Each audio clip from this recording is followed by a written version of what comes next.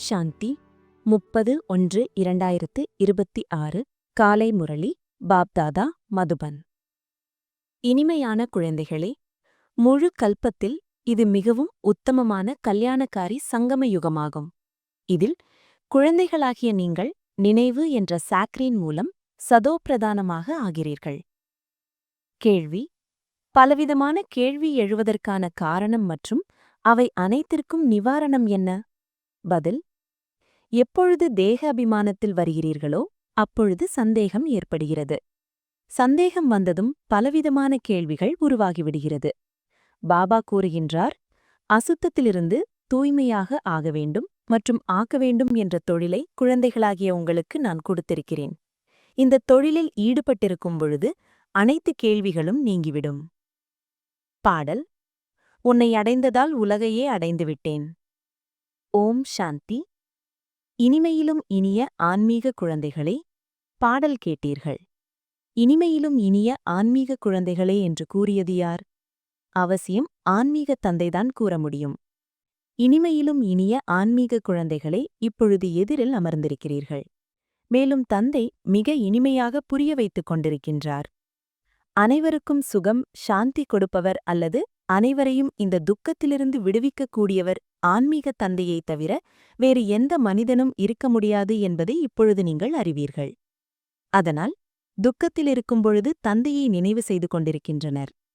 குழந்தைகளாகிய நீங்கள் எதிரில் அமர்ந்திருக்கிறீர்கள் என்பதை அறிவீர்கள். பாபா நம்மை சுகதாமத்திற்கு தகுதியுடையவராக ஆக்கிக் கொண்டிருக்கின்றார் என்பதை அறிவீர்கள். சதா சுகதாமத்திற்கு எஜமானர்களாக ஆக்கக்கூடிய தந்தையின் எதிரில் வந்திருக்கிறீர்கள். எதிரில் கேட்பதற்கும் தூரத்திலிருந்து கேட்பதற்கும் மிகுந்த வித்தியாசம் இருக்கிறது என்பதை இப்பொழுது புரிந்திருக்கிறீர்கள். மதுபனத்தில் எதிரில் வருகிறீர்கள். மதுபனம் மிகவும் பிரபலமானது. மதுபனத்தில் அவர்கள் கிருஷ்ணரின் சித்திரத்தை காண்பித்துவிட்டனர். ஆனால் கிருஷ்ணர் கிடையவே கிடையாது. இதற்கு உழைப்பு தேவை என்பதை குழந்தைகளாகிய நீங்கள் அறிவீர்கள். தன்னை அடிக்கடி ஆத்மா என்று நிச்சயம் செய்ய வேண்டும். நான் ஆத்மா, தந்தையிடமிருந்து ஆஸ்தி அடைந்து கொண்டிருக்கிறேன். முழு சக்கரத்தில் தந்தை ஒரே ஒரு முறைதான் வருகின்றார்.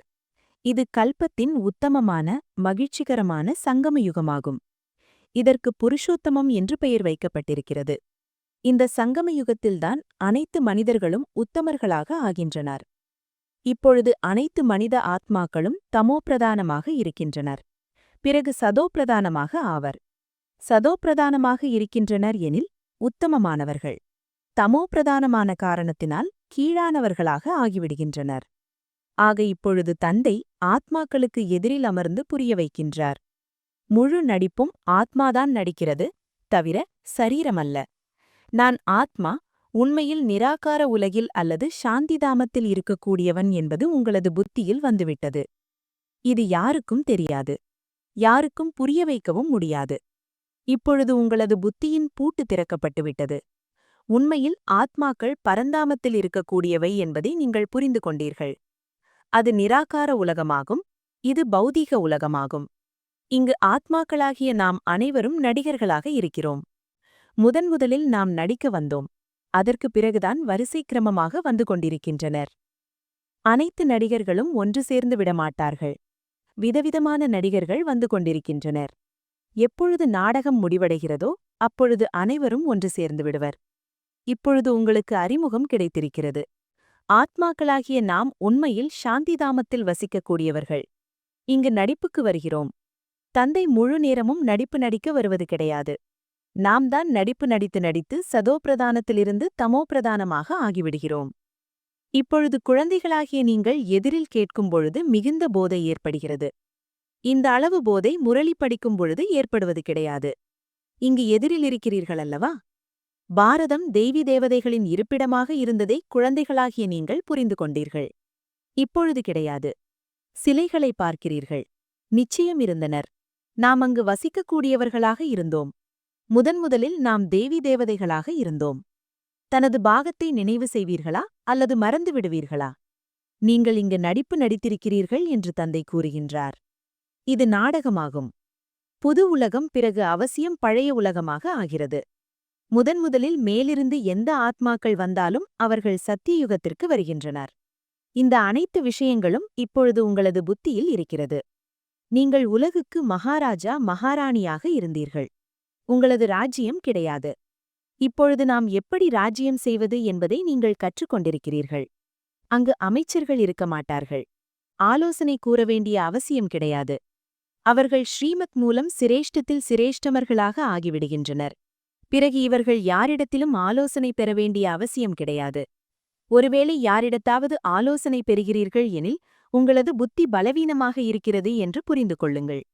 இப்பொழுது என்ன ஸ்ரீமத் கிடைக்கிறதோ அது சத்தியுகத்திலும் நிலைத்திருக்கும். முதன்முதலில் அரைக்கல்பம் இந்த தேவி தேவதைகளின் ராஜ்யம் இருந்தது என்பதை இப்பொழுது நீங்கள் புரிந்து கொண்டீர்கள். இப்பொழுது உங்களது ஆத்மா புத்துணர்ச்சி அடைந்து கொண்டிருக்கிறது. இந்த ஞானம் பரமாத்மாவைத் தவிர வேறு எந்த ஆத்மாவும் கொடுக்க முடியாது. இப்பொழுது குழந்தைகளாகிய நீங்கள் ஆத்மா அபிமானிகளாக ஆக வேண்டும். சாந்திதாமத்திலிருந்து இங்கு வந்து பேசக்கூடியவர்களாக ஆகிவிட்டீர்கள். பேசாமல் காரியம் செய்ய முடியாது. இது மிகவும் புரிந்து கொள்ள வேண்டிய விஷயமாகும். எப்படி தந்தையிடம் முழு ஞானமும் இருக்கிறதோ அதேபோன்று உங்களது ஆத்மாவிலும் ஞானம் இருக்கிறது. ஒரு சரீரத்தை விடுத்து வினைப்படி மற்றொரு சரீரத்தை எடுத்துக்கொள்கிறோம் என்று ஆத்மா கூறுகிறது. அவசியம் மறுபிறப்பும் இருக்கிறது. ஆத்மாவுக்கு என்ன பாகம் கிடைத்திருக்கிறதோ அதை நடித்துக்கொண்டே இருக்கிறது. வினையின் பலனை பொறுத்து மறுபிறவி எடுத்துக்கொண்டிருக்கிறது. நாளுக்கு நாள் ஆத்மாவின் தூய்மையான அளவு குறைந்து கொண்டே செல்கிறது. தூய்மையின்மை என்ற வார்த்தை துவாபர யுகத்திலிருந்துதான் பயன்படுத்தப்படுகிறது. இருப்பினும் சிறிதளவாவது வித்தியாசம் அவசியம் இருக்கவே செய்யும். நீங்கள் புது கட்டடம் கட்டுகிறீர்கள். 1 மாதத்திற்குப் பிறகு அவசியம் வித்தியாசம் இருக்கவே செய்யும். பாபா நமக்கு ஆஸ்தி கொடுத்து கொண்டிருக்கிறார் என்பதை குழந்தைகளாகிய நீங்கள் புரிந்து கொள்கிறீர்கள். குழந்தைகளாகிய உங்களுக்கு ஆஸ்தி கொடுப்பதற்காகவே நான் வந்திருக்கிறேன் என்று தந்தை கூறுகின்றார். யார் எந்த அளவுக்கு முயற்சி செய்கிறீர்களோ அந்த அளவுக்கு பதவி அடைவீர்கள். தந்தையிடத்தில் எந்த வேறுபாடும் கிடையாது. ஆத்மாக்களுக்கு கற்பிக்கிறேன் என்பதை தந்தை அறிவார். தந்தையிடமிருந்து ஆஸ்தி அடைவதற்கு ஆத்மாவுக்கு உரிமை இருக்கிறது. இதற்கு ஆண் பெண் என்ற பார்வை இங்கு இருப்பது கிடையாது. நீங்கள் அனைவரும் குழந்தைகள். தந்தையிடமிருந்து ஆஸ்தி அடைந்து கொண்டிருக்கிறீர்கள். அனைத்து ஆத்மாக்களும் சகோதரர்களாக இருக்கிறீர்கள். உங்களுக்குத்தான் தந்தை கற்பிக்கிறார், ஆஸ்தி கொடுக்கிறார். தந்தைதான் ஆன்மீக குழந்தைகளிடம் உரையாடல் செய்கின்றார். ஹே செல்லமான இனிமையான அன்பு குழந்தைகளே, நீங்கள் ஈண்ட காலம் நடிப்பு நடித்து இப்பொழுது மீண்டும் தங்களது ஆஸ்தியை பெறுவதற்காக வந்து சந்தித்திருக்கிறீர்கள். இதுவும் நாடகத்தில் பதிவாகியிருக்கிறது. சரீரம் மாறிக்கொண்டே இருக்கிறது. மற்றபடி ஆத்மாவானது தூய்மையிலிருந்து அசுத்தமாக ஆகிறது. தூய்மை இன்றி ஆகிறது. சத்தியுகத்தில் தூய்மையாக இருக்கிறது. இது தூய்மையில்லாத உலகம் என்று கூறப்படுகிறது. தேவி தேவதைகளின் ராஜ்யம் இருந்தபொழுது விகாரமற்ற உலகமாக இருந்தது. இப்பொழுது கிடையாது. இது விளையாட்டல்லவா? புது உலகம் பழையதாகவும் பழையது மீண்டும் புதிய உலகமாகவும் ஆகிறது. இப்பொழுது சுகதாமம் ஸ்தாபனையாகிறது. மற்ற அனைத்து ஆத்மாக்களும் முக்திதாமத்தில் இருப்பர். இப்பொழுது இந்த எல்லையற்ற நாடகம் முடிவடையும் நிலைக்கு வந்துவிட்டது.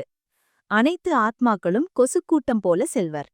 இந்த நேரத்தில் எந்த ஆத்மா வந்தாலும் தூய்மையில்லாத உலகில்தான் பிறவி எடுக்கிறது. அதற்கு என்ன மதிப்பிருக்கும்?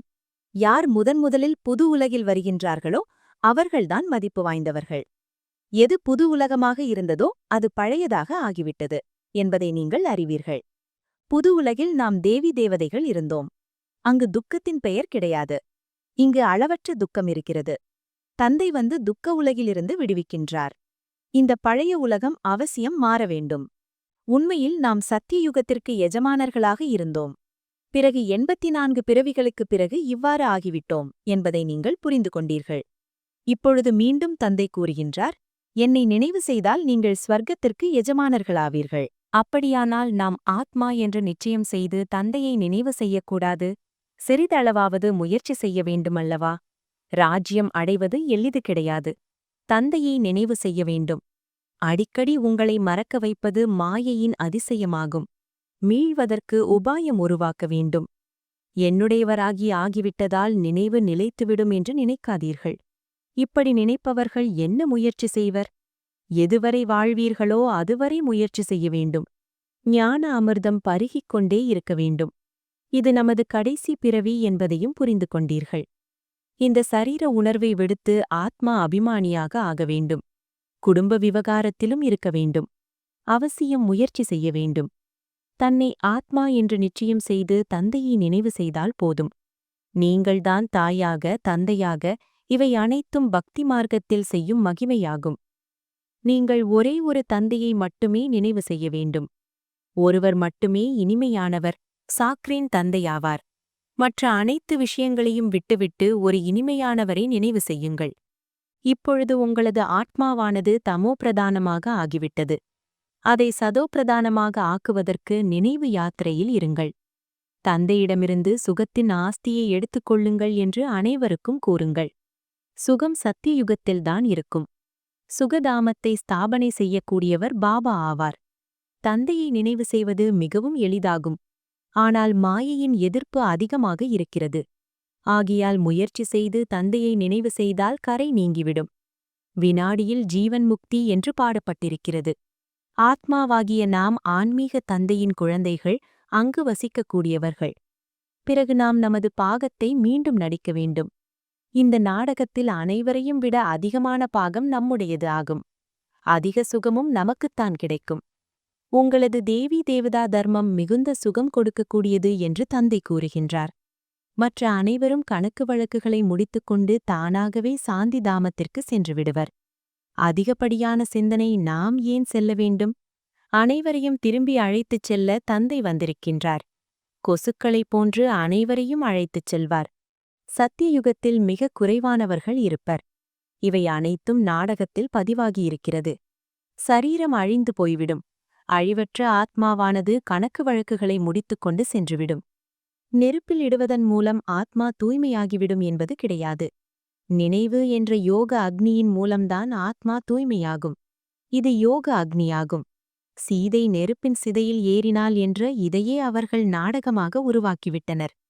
நெருப்பின் மூலம் யாரும் தூய்மையாகிவிட முடியாது. சீதைகளாகிய நீங்கள் அனைவரும் இந்த நேரத்தில் தூய்மையின்றி இருக்கிறீர்கள் என்று தந்தை புரிய வைக்கின்றார். ராவண இராஜ்யத்தில் இருக்கிறீர்கள். இப்பொழுது ஒரு தந்தையின் நினைவின் மூலம் நீங்கள் தூய்மையாக வேண்டும். ராமர் ஒரே ஒருவராவார். அக்னி என்ற வார்த்தை கேட்டதும் அக்னியிலிருந்து வெளியேறியதாக நினைக்கின்றனர். யோக அக்னி எங்கிருக்கிறது? இந்த அக்னி எங்கிருக்கிறது? ஆத்மா பரம்பிதா பரமாத்மாவிடம் யோகா நினைவின் தொடர்பு வைத்துக் கொள்வதன் மூலம் தூய்மையில்லாததிலிருந்து தூய்மையாக ஆகிறது. ராவு பகல் வித்தியாசம் இருக்கிறது. நரகத்தில் அனைத்து சீதைகளும் ராவணனின் சிறையில் சோகவனத்தில் இருக்கின்றனர். இங்கிருக்கும் சுகம் காக்கை எச்சத்திற்கு சமமாகும். வித்தியாசம் காண்பிக்கப்படுகிறது. ஸ்வர்க்கத்தின் சுகம் அளவற்றதாகும். ஆத்மாக்களாகிய உங்களுக்கு இப்பொழுது நாயகனாகிய சிவனுடன் நிச்சயதார்த்தம் ஏற்பட்டிருக்கிறது. ஆக ஆத்மா பெண்ணாகிவிடுகிறதல்லவா? என் ஒருவனை நினைவு செய்தால் நீங்கள் தூய்மையாகிவிடுவீர்கள் என்று சிவபாபா கூறுகின்றார். சாந்திதாமத்திற்குச் சென்று பிறகு சுகதாமத்திற்கு வந்துவிடுவீர்கள். ஆக குழந்தைகள் ஞான ரத்தினங்களால் பையை நிறைத்துக் கொள்ள வேண்டும். எந்த வகையான சந்தேகமும் கொண்டு வரக்கூடாது. தேக அபிமானத்தில் வருவதன் மூலம் பல வகையான கேள்விகள் எழுகின்றன. பிறகு தந்தை என்ன தொழில் கூறியிருக்கிறாரோ அதை செய்வது கிடையாது. மூல விஷயம் நாம் தூய்மையில்லாததிலிருந்து தூய்மையாக வேண்டும். மற்ற விஷயங்களை விட்டுவிட வேண்டும். ராஜ்யத்திற்கான பழக்க வழக்கங்கள் என்னவோ அது இயல்பாகவே நடைபெறும். எவ்வாறு மாளிகை கட்ட வேண்டுமோ அவ்வாறு கட்டுவீர்கள். தூய்மையாவதுதான் மூல விஷயமாகும். ஹே பதீத பாவனனே என்றுதான் அழைக்கிறீர்கள். தூய்மையாவதன் மூலம் சுகமானவர்களாக ஆகிவிடுகிறீர்கள். அனைவரை விட தூய்மையானவர்கள் தேவி தேவதைகள் ஆவர். இப்பொழுது நீங்கள் 21 பிறவிகளுக்கு அனைத்திலும் உத்தமமான மேலான தூய்மையானவர்களாக ஆகிறீர்கள். அவர்கள்தான் சம்பூர்ண நிர்விகாரிகள், தூய்மையானவர்கள் என்று கூறப்படுகின்றனர். ஆக தந்தை என்ன ஸ்ரீமத் கொடுக்கிறாரோ அதன்படி நடக்க வேண்டும். எந்த சங்கல்பமும் எழுப்ப வேண்டிய அவசியமில்லை. முதலில் நாம் தூய்மையில்லாததிலிருந்து தூய்மையாக வேண்டும். ஹே பதீத பாவன் என்று அழைக்கிறீர்கள். ஆனால் புரிந்து கொள்வது கிடையாது. பதீத பாவன் யார் என்பதையும் அறியவில்லை.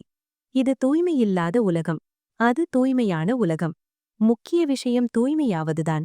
தூய்மையாக்குவது யார் என்று எதுவும் தெரியாது. பதீத பாவனன் என்று அழைக்கின்றனர். ஆனால் தன்னை விகாரி என்று கூறினால் யாரும் புரிந்து கொள்வது கிடையாது. அனைவரும் இல்லறவாசிகளாகத்தான் இருந்தனர் என்று கூறுகின்றனர். ராதே கிருஷ்ணர், லக்ஷ்மி நாராயணன் போன்றவர்களுக்கும் குழந்தைகள் இருந்தனர் அல்லவா? அங்கு யோக பலத்தின் மூலம் குழந்தைகள் பிறந்தனர் என்பதை மறந்துவிட்டனர். அது விகாரமற்ற உலகம், ஸ்வர்க்கம் என்று கூறப்படுகிறது. அது சிவாலயமாகும். தூய்மையற்ற உலகில் ஒருவர் கூட தூய்மையாக இல்லை என்று தந்தை கூறுகின்றார். இந்த தந்தை தந்தையாக, ஆசிரியராக, சத்குருவாக இருந்து அனைவருக்கும் சத்கதி கொடுக்கின்றார். அங்கு அந்த கலியுக குரு சென்றுவிட்டால் பிறகு அவரது குழந்தைக்கு சிம்மாசனம் கொடுத்து விடுகின்றனர். பிறகு அவர் எப்படி சத்கதிக்கு அழைத்துச் செல்வார்? அனைவருக்கும் சத்கதி கொடுக்கும் வள்ளல் ஒரே ஒருவராவார். சத்தியுகத்தில் தேவி தேவதைகள் மட்டுமே இருப்பர். மற்றபடி இவ்வளவு ஆத்மாக்களும் சாந்திதாமத்திற்கு சென்று விடுவர். ராவண இராஜ்யத்திலிருந்து விடுபட்டு விடுவர். தந்தை அனைவரையும் தூய்மையாக்கி அழைத்துச் செல்கிறார். பிறகு தூய்மையான நிலையிலிருந்து யாரும் உடனடியாக தூய்மையை இழப்பது கிடையாது. வரிசை கிரமமாக இறங்குகின்றனர். சதோ பிரதானத்திலிருந்து சதோ, ரஜோ, தமோ. உங்களது புத்தியில் 84 பிறவிச் சக்கரம் இருக்கிறது. நீங்கள் இப்பொழுது கலங்கரை வரைக்காக இருக்கின்றீர்கள். இந்த சக்கரம் எவ்வாறு சுற்றுகிறது என்பதை ஞானத்தின் மூலம் அறிந்து கொண்டீர்கள். இப்பொழுது குழந்தைகளாகிய நீங்கள் மற்ற அனைவருக்கும் வழி கூற வேண்டும். அனைவரும் படகுகளாக இருக்கின்றனர். நீங்கள் மாலுமியாக இருந்து வழி கூறக்கூடியவர்கள். நீங்கள் சாந்திதாமம், சுகதாமத்தை நினைவு செய்யுங்கள் என்று அனைவருக்கும் கூறுங்கள். கலியுக துக்கதாமத்தை மறந்துவிடுங்கள். நல்லது. இனிமையிலும் இனிமையான, தேடிக் கண்டெடுக்கப்பட்ட செல்லமான குழந்தைகளுக்கு தாய் தந்தையாகிய பாப்தாதாவின் அன்பு நினைவுகளும் மாலை வணக்கம். ஆன்மீக குழந்தைகளுக்கு ஆன்மீக தந்தையின் அன்பு நினைவுகளும் நமஸ்தே. தாரணைக்கான முக்கிய சாரம். 1. எதுவரை வாழ்வீர்களோ அதுவரை ஞான அமிர்தம் பருகிக் கொண்டே இருக்க வேண்டும். தனது பையில், புத்தியில் ஞான ரத்தினங்களை நிறைத்துக் கொள்ள வேண்டும். சந்தேகத்தில் வந்து எந்த கேள்வியும் எழுப்பக்கூடாது. 2. யோக அக்னியின் மூலம் ஆத்மா என்ற சீதையை தூய்மையாக்க வேண்டும். எந்த விஷயத்திலும் விரிவாக செல்லாமல் ஆத்மா அபிமானியாவதற்கு முயற்சி செய்ய வேண்டும். சாந்திதாமம் மற்றும் சுகதாமத்தை நினைவு செய்ய வேண்டும். வரதானம். சிந்தனையின் மூலம் மூழ்கிய நிலை என்ற கடலில் சதா கலந்திருக்கும் அனுபவம் செய்யக்கூடிய அனுபவி மூர்த்தியாகுக. அனுபவங்களை அதிகரிப்பதற்கு ஆதாரம் சிந்தனை சக்தியாகும். சிந்தனை செய்பவர்கள் இயல்பாகவே கலந்திருப்பார்கள். கலந்திருக்கும் நிலையில் யோகா செய்ய வேண்டியிருக்காது.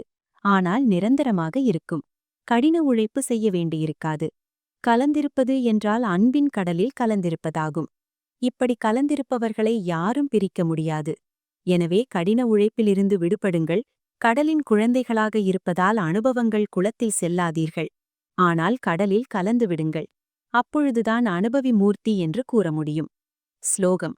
யாருடைய ஒவ்வொரு சங்கல்பம் ஒவ்வொரு வினாடி சக்தி வாய்ந்ததாக இருக்கிறதோ அவர்களே ஞானஸ்வரூப ஆத்மா ஆவர்.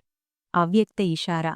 இந்த அவ்யக்த மாதத்தில் பந்தனத்திலிருந்து விடுபட்டு ஜீவன் முக்தி ஸ்திதியின் அனுபவம் செய்யுங்கள். ஒருவேளை ஏதாவது சுபாவம், சன்ஸ்காரம், மனிதன் அல்லது பொருட்களின் பந்தனம் தன் பக்கம் ஈர்க்கிறது எனில் தந்தையின் நினைவு என்ற ஈர்ப்பு சதா இருக்க முடியாது. கர்மாதீத நிலை அடைவது என்றால் அனைத்து கர்ம பந்தனங்களிலிருந்தும் முக்தியாவது. விடுபட்டவராகி இயற்கையின் மூலம் நிமித்தமாகி செயல் செய்விப்பதாகும். இந்த விடுபட்டிருப்பதற்கான பயிற்சி அடிக்கடி செய்து கொண்டே இருங்கள். எளிதாக மற்றும் இயல்பாகவே இந்த அனுபவம் ஏற்பட வேண்டும். செய்விப்பவரும் மற்றும் செய்யக்கூடிய இந்த கருமேந்திரியங்கள் தனித்தனியானது. ஓம் சாந்தி.